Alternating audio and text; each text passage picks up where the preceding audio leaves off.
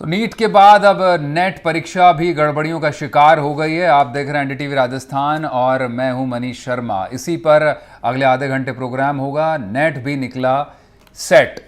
Career बनाने के लिए मेहनतकश लाखों ईमानदार छात्रों को एक बार फिर बेईमानी झेलनी पड़ी है। देश भर में 317 शहरों में 18 जून को जो नेट की परीक्षा हुई थी, 24 घंटे बीते थे कि 19 जून की रात होते होते परीक्षा रद्द कर दी गई। राजस्थान समेत कई राज्यों में सुदूर गांव कस्बों के छात्र इम्तिहान देकर बमुश्किल घर पहुंचे होंगे कि मोबाइल पर खबर आ गई नेट परीक्षा कैंसिल।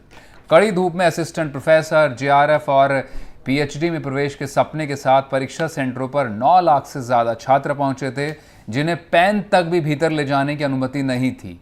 सुरक्षा कड़ी थी, भरपूर तलाशी ली गई, लेकिन इसके बावजूद नतीजा एक और परीक्षा गड़बड़ी की भेंट चढ़ गई।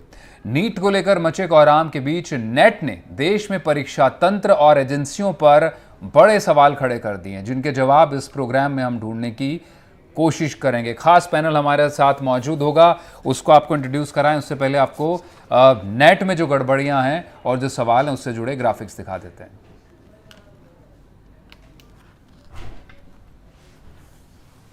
तो ग्राफिक्स दिखाते हैं आपको। पहला ग्राफिक किस तरह से नेट को लेकर जो सवाल हैं उस पर अब बड़े सवाल उठ रहे हैं देश भर में, वो ग्राफिक के जरिए।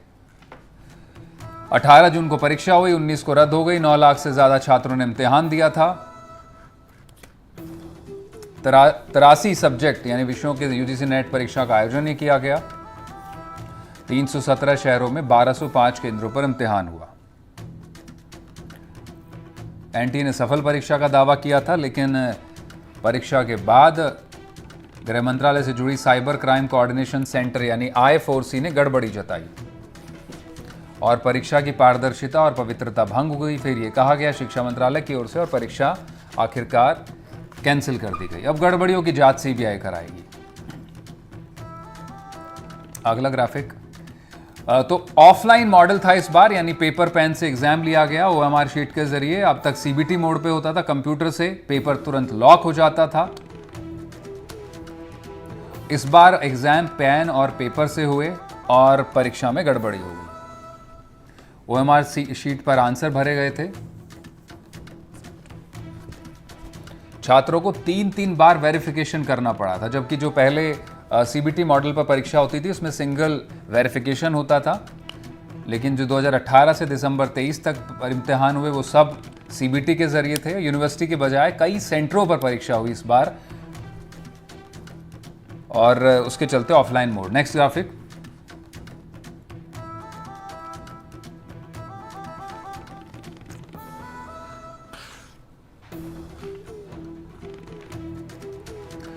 सवाल अब यह क्या हड़बड़ी में परीक्षा कराई गई। ऑफलाइन से ऑनलाइन, ऑनलाइन से ऑफलाइन हुआ था इम्तिहान। 2 माह पहले ओएमआर शीट से परीक्षा का नोटिफिकेशन निकला, तारीख भी बदली गई परीक्षा की और उसके साथ में फिर ओएमआर शीट की जो क्वालिटी थी उसको लेकर भी अब सवाल उठे हैं। आउट ऑफ सिलेबस सवाल भी पूछे गए, ये भी जो कैंडिडेट्स थे उनका आरोप है। नेक्स्ट ग्राफिक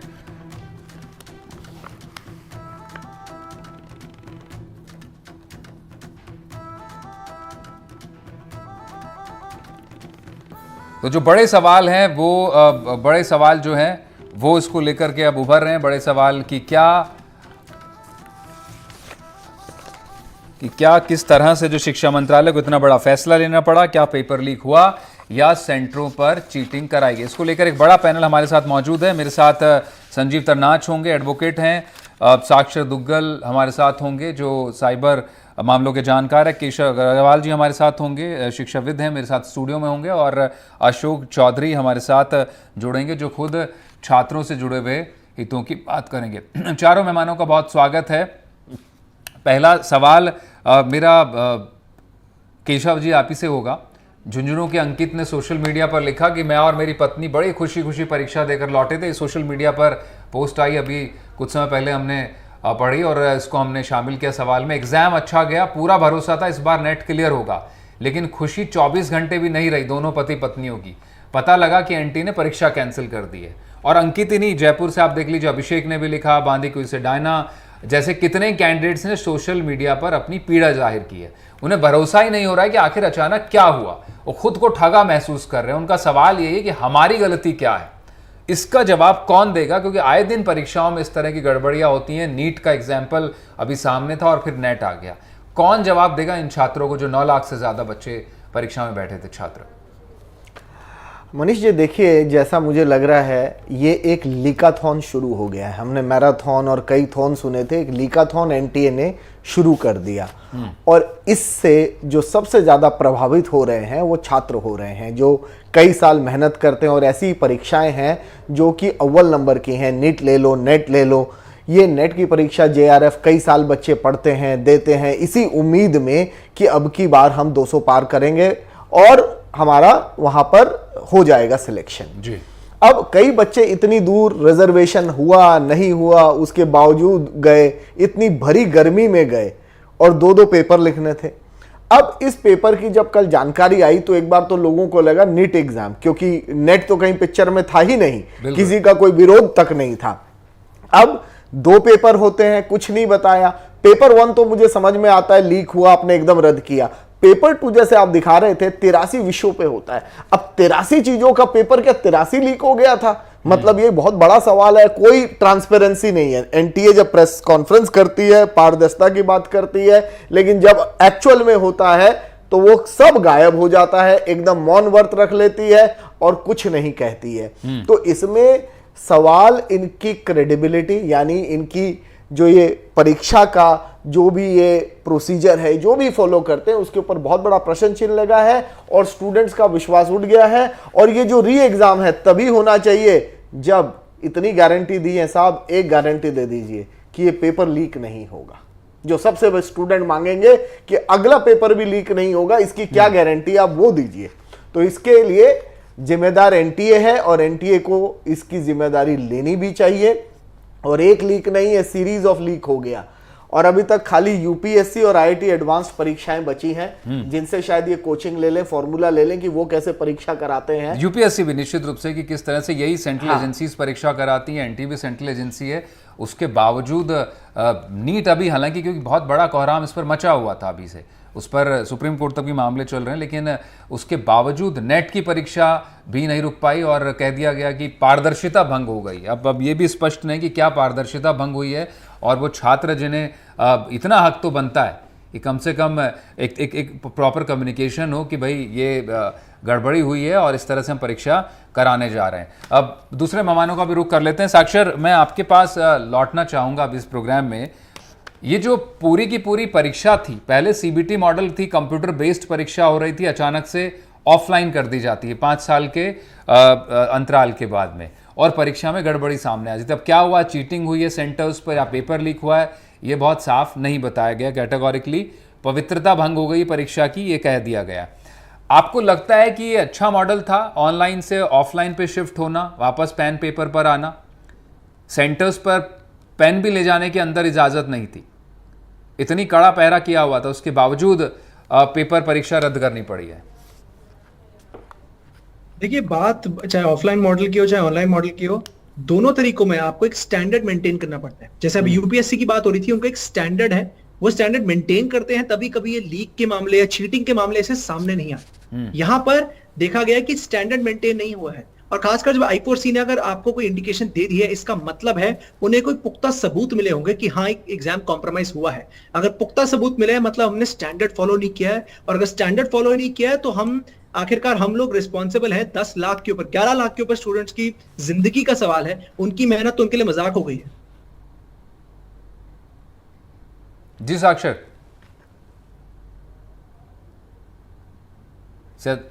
साक्षर का कनेक्शन फ्रीज हो गया। मैं अशोक आपके पास लौटना चाहूँगा। आप छात्रों के प्रतिनिधि हैं यहाँ पर, क्योंकि परीक्षा तो अब निश्चित रूप से रद्द हो गई है और दोबारा परीक्षा आयोजित की जाएगी, और ये पहली परीक्षा नहीं है। आप राजस्थान से है, राजस्थान में तो पिछले 5 सालों में एक तरह से कहीं पेपर लीक संस्कृति बन गई थी। इस तरह से अभी अग्रवाल साहब ने भी जिक्र किया कि लीकाथॉन चल रहा है, राजस्थान उसका बड़ा उदाहरण रहा। आपको लगता है कि अब जिम्मेदारियां तय हो रही हैं, लोग परीक्षार्थी भी इस बारे में जागरूक हो रहे हैं, या फिर जो मांग थी जस की तस है, परीक्षाएं उसी ढर्रे पर हो रही हैं और कोई उम्मीद नहीं कि अगली परीक्षा भी हो तो वो भी पूरी साफ सुथरी हो जाएगी? नहीं मनीष जी, बिल्कुल सही बात है। मैंने भी सुबह सुबह अखबार उठाया तो मुझे वो नेट दिखा। मुझे लगा कि नीट का पेपर रद्द हो गया, लेकिन जब वो देखा कि नेट का पेपर रद्द हुआ है तो मुझे भी एक बार ऐसा लगा कि यार कल ही पेपर हुआ था। कुछ मेरे साथ वाले भी थे, उन्होंने पेपर दे के आए थे जी। तो मुझे भी एक बार विश्वास नहीं हुआ जब उस खबर को मैंने पढ़ा कि कुछ हुआ। तो ये एक परिपाटी बन गई। जैसे राजस्थान में आपको पता है कांग्रेस सरकार में लगभग 18 पेपर आउट हुए हैं और उससे पहले भाजपा सरकार थी, लगभग 17 पेपर आउट हुए थे। तो पेपर आउट का जो एक दंश जो है ना, राजस्थान तो बहुत पिछले 10-12 साल से भुगत रहा है। और सबसे बड़ी बात हम बार बार ही कहते हैं कि होता क्यों है पेपर आउट, रोकने के उपाय क्यों नहीं ढूंढ रहे। इतने मजबूत कानून लेके आए, उसके बावजूद भी पेपर आउट हो रहा है। ये बात तो स्टेट गवर्नमेंट का, सेंट्रल गवर्नमेंट ने भी पेपर नहीं करवा पाया। नीट जैसा पेपर, नीट और नेट दोनों एक जैसे मानते हैं, क्योंकि नीट से वो बच्चे जो समाज में आते हैं, डॉक्टर बनते हैं, जो लोगों का जीवन बचाते हैं, उस पेपर की पारदर्शिता साफ नहीं हो रही। उसमें बोनस अंक दे दिए, आज वो भी क्लियर नहीं हो रहा कि वो आउट हुआ है, तो सरकार ने उसको निरस्त अभी तक क्यों नहीं किया। अगर उसके अंदर मैं भी कह रहा हूं कि अगर एक भी फर्जी अभ्यर्थी अगर डॉक्टर बन गया तो वो कितना बड़ा नुकसान कर सकता है समाज के लिए। यही नेट की बात है। तो हम कानून में हमेशा एक बात बताऊं, कानून बनाना और उसको इंप्लीमेंट करना दोनों अलग अलग है। जैसे राजस्थान में भजनलाल सरकार आई है, उसके बाद मैं हमेशा तारीफ करता हूं जो काम सरकार अच्छा करती है। उन्होंने अच्छा काम किया कि कानून पे, उसके बाद एसओजी ने बहुत ही अच्छा काम किया, बड़े बड़े लोगों को पकड़ा। लेकिन सबसे बड़ी बात है पकड़ना और उनको सजा दिला के उस वहां तक पहुंचाना कि आगे वो नहीं हो पाया। जिस स्कूल से पेपर आउट हुआ उस स्कूल का क्या मैं बार बार कह रहा हूं, उसकी संपत्ति जब्त करो, स्कूल को जब्त बंद करो। और जो पेपर आउट हुआ है, जो नुकसान करोड़ों रुपया नुकसान हुआ है स्टेट सरकार को हुआ है, उसका पैसा कहीं ना कहीं टैक्स पेयर का जा रहा है ना, वो पैसा क्यों भुगतेगा। लेकिन क्या है कि मगरमच्छ जो अभी भी कह रहा हूं, बड़े जो मगरमच्छ हैं पेपर लीक प्रकरण में, वो अभी भी सामने नहीं है। और जब तक वो सामने नहीं आएंगे तब तक ये पेपर प्रकरण नहीं रुके। हालांकि मैं मान रहा हूं कि अभी राजस्थान में कर्मचारी चयन बोर्ड ने कुछ पेपर आयोजन करवाया जिसमें पेपर आउट की घटनाएं घटित नहीं हुई, जो बहुत ही अच्छी बात है और उसको मानते कि अच्छा प्रयास है। और यही चाह रहे हैं कि क्योंकि एक अभ्यर्थी पूरी तैयारी करता है, उसको 1 साल 2 साल भर्ती का इंतजार करता है और उसकी तैयारी करता है, और उसके साथ क्या होता है। राजस्थान में एक भर्ती हुई थी, रीट शिक्षक भर्ती हुई थी 2022 में, वो पंचवर्षीय योजना में चलेगी। पहले पेपर आउट हो गए, फिर वापस भर्ती करवाई, वो भी भर्ती पूरी। तो क्या है कि जो एक अभ्यर्थी 5 साल तक एक भर्ती का इंतजार करता है, तैयारी करता है, फिर पता लगता है कि पेपर आउट हो गया, उसके साथ क्या गुजरती होगी उसका। और हमेशा ध्यान रखना मनीष जी, तैयारी करने वाला अभ्यर्थी एक गरीब परिवार से, किसान परिवार से होता है, किसी नेता मंत्री का बेटा नहीं होता है, ना किसी आईपीएस अधिकारी का बेटा। ये एग्जाम फाइट करते हैं, ये सिर्फ एक मध्यवर्ती प्रयाग करते हैं जिनका अब उसका कौन है, सरकार को उनको मैं तो हमेशा मांग करते हैं वो मुआवजा देना चाहिए। जिस अभ्यर्थी ने तैयारी की, जो पेपर आउट हो चुके हैं, आप उसके दोबारा एग्जाम करा रहे हो, उसकी कोचिंग का पूरा खर्चा निश्चित रूप से वही बड़ा सवाल अशोक, बिल्कुल उसी सवाल पर हम भी आने वाले। वो एक बड़ा एक तरह से लब्बो लुआब पूरे इस पूरी बहस का ये हो सकता है कि उन बच्चों को या छात्रों के, अभ्यर्थियों के जो लाखों की तादाद में होते हैं, उनका समय, उनका रिसोर्स, और जो केशव जी आप भी अग्री करेंगे, क्यूमुलेटिव पूरे नेशन का टाइम खराब होता है। उसको 1150 तो जनरल में फीस ले रहे हैं, 650 350 लेते हैं, और इस पूरी प्रक्रिया में इतना ह्यूमन रिसोर्स, पैसा जो उनका गवर्नमेंट का और एनटीए का लगा वो अलग। एक स्टूडेंट यहां से ट्रेवल कर रहा है, वापस आ रहा है, उसकी भरपाई इस री एग्जाम में किसी ने नहीं करनी। इसमें कंज्यूमर प्रोटेक्शन एक्ट में डेफिशिएंसी ऑफ सर्विस में इनके खिलाफ केस होना चाहिए।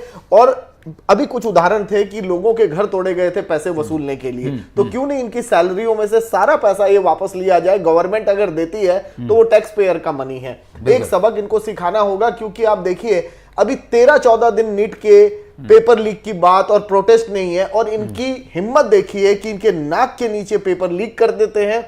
इतना बड़ा नेक्सस, और मैं तो अब ये मानता हूं कि पिछले कई सालों में होता रहा है, ये नजर में नहीं आया। अब जब आज नजर में आ गया है तो पता चल रहा है, नहीं तो पता नहीं कितने फेक डॉक्टर्स और फेक टीचर्स बन रहे हैं वो शिक्षा, और क्या करेंगे। राजस्थान में तो निश्चित रूप से पकड़े गए सब ट्रेनी एसआईज पकड़े गए हैं, जो सिर्फ डमी कैंडिडेट के जरिए या फिर पेपर लीक के जरिए सेवाओं में पहुंचे और ट्रेनिंग ले रहे हैं, बाकायदा वो सेवा करने वाले हैं, पुलिसमैन बनने वाले हैं। अब मैं संजीव का भी रुख करूंगा। संजीव, अब ये मामले कोर्ट में भी जा रहे हैं, नीट पूरी तरह से कोर्ट में, और नेट का भी लग रहा है कि यही हाल रहा, तो लोग जिस तरह से प्रोटेस्ट दिख रहा है, छात्रों में गुस्सा है, कोई अचरज नहीं कि इसका भी छात्रों को कोर्ट का दरवाजा खटखटाना पड़े।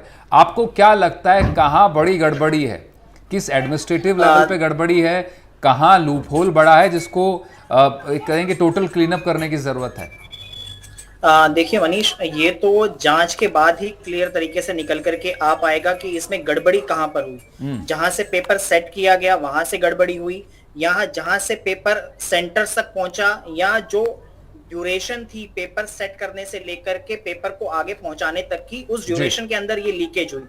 तो ये बहुत एक अहम चीज है। अगर आप नीट के बारे में भी देखेंगे तो सुप्रीम कोर्ट ने बड़ा स्पष्ट कर दिया और स्पष्ट तरीके से एनटीए को बोला है कि आप इसके अंदर एक डिटेल इंक्वायरी कीजिए और एक इंडिपेंडेंट एजेंसी को जांच करने के लिए कहिए कि अगर किसी की भी गड़बड़ी है। सुप्रीम कोर्ट ने बड़ा क्लियर किया है कि 0.001% भी अगर किसी की मिस्टेक है तो आप आके बताइए और बताइए कि आप उनके खिलाफ क्या एक्शन लेने वाले हैं।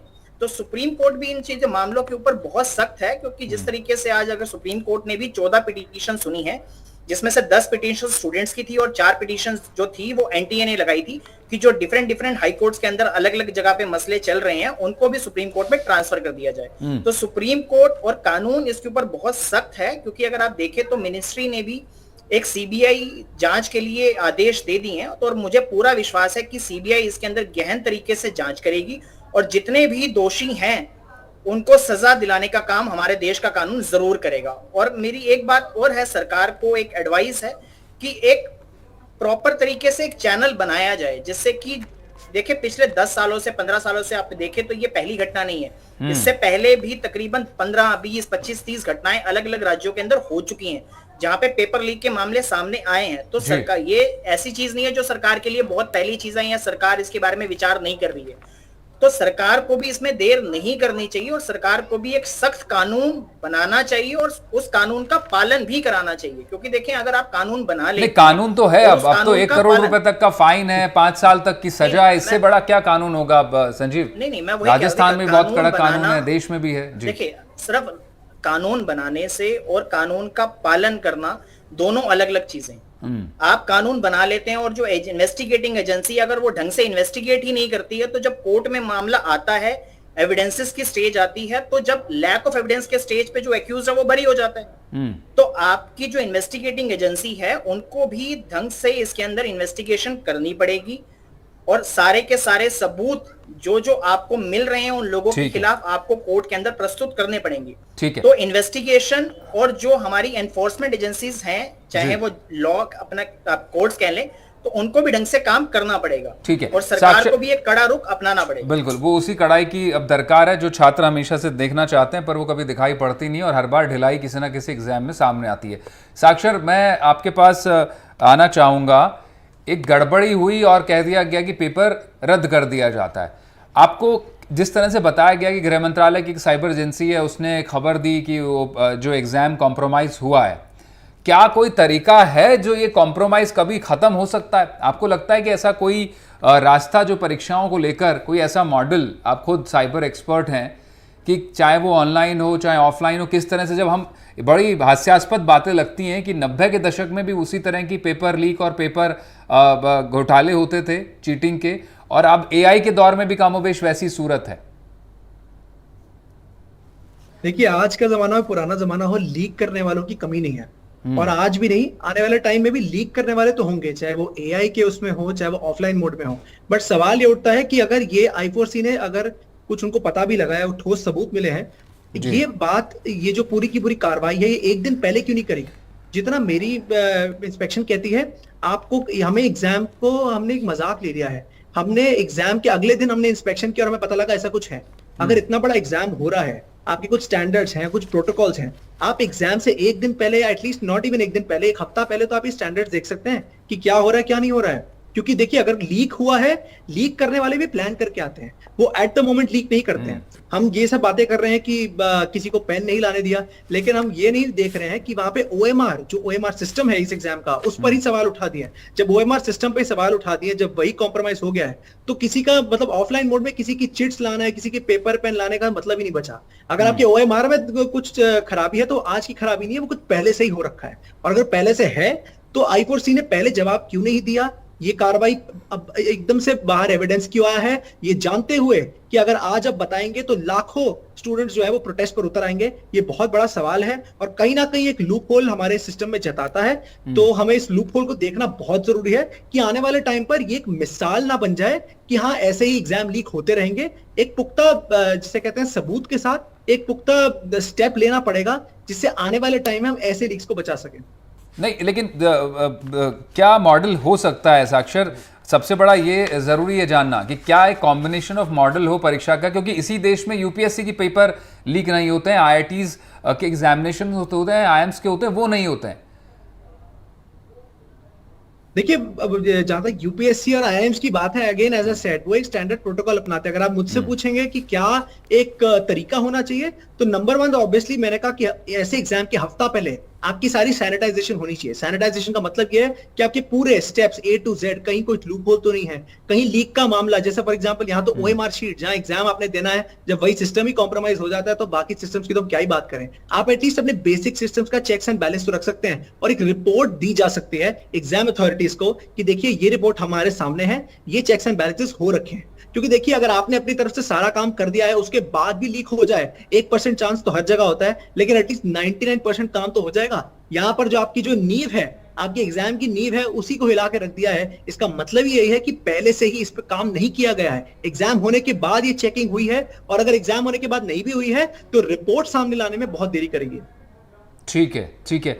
अशोक, अब दोबारा से परीक्षा होगी, लेकिन जो पहले भी आप सवाल उठा रहे थे कि बहुत गरीब परिवारों के बच्चे, लोअर मिडिल क्लास के बच्चे इन परीक्षाओं की तैयारियां करते हैं, अपना मेहनत लगाते हैं, पैसा खर्च करते हैं, बड़े शहरों में जाकर तैयारी करते हैं, संसाधन खर्च होता है, आर्थिक नुकसान होता है। आपको लगता है उसके खामियाजे को भरपाई करने के लिए कोई व्यवस्था होनी चाहिए? नहीं, बिल्कुल मनीष जी, मैं हमेशा कहता हूं कि जो पेपर लीक हुए हैं तैयारी के, मैं कह रहा हूं सरकार को उनके कोचिंगों की जो फीस है वो वापस करनी चाहिए, या सरकार को उनकी कोचिंगों की फीस वहन करनी चाहिए, और जो सरकारी हॉस्टल उन बच्चों को वापस उनको में रहना चाहिए, उनको रहना सहना खाना फ्री करना चाहिए। क्योंकि बात पैसों की भी नहीं है, बात है समय की है। आज कोई अभ्यर्थी पेपर दे रहा है, पेपर निरस्त हो गया, दोबारा फॉर्म भरवा लेंगे, दोबारा किसी बच्चे की उम्र भी निकल रही है। साथ ही साथ दिक्कत क्या आ रही है, जैसे संजीव जी ने बताया था कि कानून लाना और उसको लागू करना, दोनों में बहुत फर्क हो गया। हम ये कह रहे हैं कि पेपर आउट कहां से हुआ है, या तो प्रिंटिंग प्रेस से पेपर आउट हुआ है, क्योंकि जब पेपर बनता है तो 5 से 7 पेपर बनते हैं, उसमें से एक पेपर छटता है। नहीं, लेकिन अभी एनटीए ने, अगर मैं गलत हूं तो मुझे ठीक कीजिए केशव जी, एनटीए ने नहीं कहा कि पेपर आउट हुआ, पेपर लीक हुआ, उन्होंने कहा कि सिर्फ कॉम्प्रोमाइज हुआ। क्या कॉम्प्रोमाइज हुआ ये बिल्कुल साफ नहीं है। आपको लगता है, मैं आपके बाद लौटूंगा अशोक, केशव जी, आपको लगता है पहले तो कम से कम अगर कुछ गड़बड़ी हुई तो मानना चाहिए कि हाँ ये गड़बड़ी हुई है, छात्रों को कम से कम स्पेसिफिक बतानी चाहिए, आपको नहीं लगता है? एकदम पारदर्शिता होनी चाहिए, क्योंकि स्टूडेंट तो बेचारा सबसे ज्यादा इसमें आप समझिए दुखी है। ना वो इधर जा सकता है ना उधर, उसे तो कुछ भी नहीं पता। उसे तो एक फरमान आपने जारी कर दिया जी री होगा। उससे पूछिए जिसने तैयारी की, पूरी मेहनत की, और फिर से बैठना कोई आसान काम नहीं है। आप जो पेपर का मॉडल कह रहे थे, मैंने 2018 में सीबीएसई परीक्षा एक्सपोज की थी जब वो लीक हुई थी।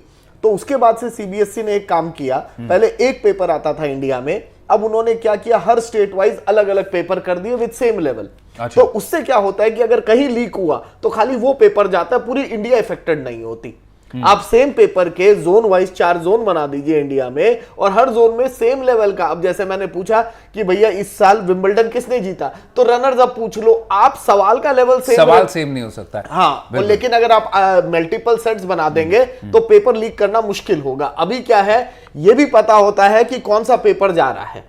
जैसे ये निट में कैनरा बैंक, स्टेट बैंक जो केस हुआ, तो ये जब पता होता है तो ये है। अगर आपको यही नहीं पता कौन स्टेट में कितने कौन सा पेपर जाएगा, तो उसकी परसेंटेज कम हो जाती है। और निट और एनटीए जो भी ऑफलाइन एग्जाम करा रही है वो उसमें असफल रही है। निट भी ऑफलाइन था, इसको जानबूझ के अभी किया, इसमें डेट एक्सटेंड हुई, 16 की 18 की गई, और उसके बाद ये असफलता दिख गई। नहीं, लेकिन ये बड़ा सवाल, मैं बार बार इस सवाल हम ग्राफिक्स के जरिए इसलिए उठा रहे थे केशव जी, कि ऐसी क्या वजह थी। पहले तो यही बताना चाहिए कि 5 साल से आप इसको ऑनलाइन कर रहे थे, जिसमें कोई लीक नहीं हुआ, किसी तरह का कॉम्प्रोमाइज नहीं हुआ। आप ऑफलाइन करते हो, ऑफलाइन करते कॉम्प्रोमाइज होता है। देखिए, इसमें एक तो एनटीए के लिए आउटसाइड बॉडी है, वो पेपर भी आउटसोर्स करती है, अपने इन हाउस कुछ भी नहीं होता। दूसरा, वो जो सेंटर्स रखती है वो उसके कंट्रोल में नहीं है। कई बार सेंटर रेडी नहीं है, कई दूर दूर। आज दार्जिलिंग से एक बच्ची थी, उसने मुझे ये बताया कि सर मैं 3 घंटे लैंडस्लाइड में जाके पेपर देने गई और आई। तो सेंटर्स भी रिमोट है, आप बहुत इजी। ये ऑनलाइन इसीलिए हटाया गया क्योंकि दूर जहां होता है वहां कनेक्टिविटी नहीं है, फिर रैशनलाइजेशन नॉर्मलाइजेशन करना पड़ता है। तो 8 दिन अगर ये पेपर होगा तो वहां भी ये फंस जाते हैं। तो इन्होंने सोचा CUET जैसे इस बार इन्होंने ऑफलाइन कराया, हर बार विफल रहे, तो इस बार ऑनलाइन से हटके ग्लिच फ्री इन्होंने कराया। वहां भी खामियां रही पर उठ नहीं पाई। अब यहां जब नीट इतना बड़ा उठा तो ये नेट में इन्होंने सोच लिया था कि कोई बोले उससे पहले हम आ जाते हैं और अपनी खामी खुद ही छुपा दे, पर्दा डालें, क्योंकि अब कोर्ट भी बहुत तगड़ा रुख करती इस वाले में, तो सब अपने आप ही अपनी वो फजीयत। बिल्कुल। और जो विषय भी बताया आपने 83 विषय थे। निश्चित रूप से हर सब्जेक्ट्स में तो इस तरह की गड़बड़ी नहीं होगी, जहां हो सकती थी उसे रोक सकते थे। आखिर में समय बहुत कम है, अशोक आप अपनी बात खत्म करना चाह रहे थे 30 सेकंड में, क्योंकि ये आप ही से जुड़ा हुआ प्रोग्राम है, छात्रों से जुड़ा हुआ, नेट से जुड़ा हुआ। अब बात खत्म कर सकते हैं 30 सेकंड। नहीं, मैं यही कहना चाह रहा था सर, जो नुकसान जो अभ्यर्थियों का उसके नुकसान की भरपाई संबंधित जहां भी गड़बड़ हुई है, पहली बात तो जो कैसे हुई कि ये मिलना पता तो चले कि गड़बड़ हुई कहां पे, समझौता हुआ कहां पे, और जहां पे भी हुआ कहीं भी हुआ उसकी भरपाई संबंधित उसी से करनी चाहिए। और जो अभ्यर्थियों ने जो तैयारी की है उसका जो खामियाजा उन्हें भुगता है, जो उनका आर्थिक नुकसान हुआ है, जो मानसिक नुकसान तो पीड़ा तो नहीं सरकार कुछ कर सकती, जो आर्थिक नुकसान हुआ है सरकार को उसका भरपाई करनी चाहिए। उन अभ्यर्थियों को वापस अगर वो तैयारी करते कोचिंग करते उनका खर्चा उनको देना चाहिए। मैं तो कहूँगा रहना सहना जो है सरकारी व्यवस्थाओं के हिसाब से उनको करना चाहिए, ताकि सही गरीब अभ्यर्थियों को ये तो एक तो सहायता मिल सके। और साथ साथ इनको दुरुस्त करना चाहिए कि जैसे यूपीएससी के पेपर आउट नहीं होते तो ऐसे क्यों होते हैं, जितनी जल्दी इन्होंने नेट में किए उतनी जल्दी इन्होंने नीट में क्यों नहीं की, जबकि नीट में तो सबूत आ चुके थे, लोग सामने आ चुके थे, वहां इन्होंने रद्द नहीं किया। यहाँ पे इन्होंने एक ऑप्शन दिया कि हमें ऐसा मालूम हुआ कि हुआ।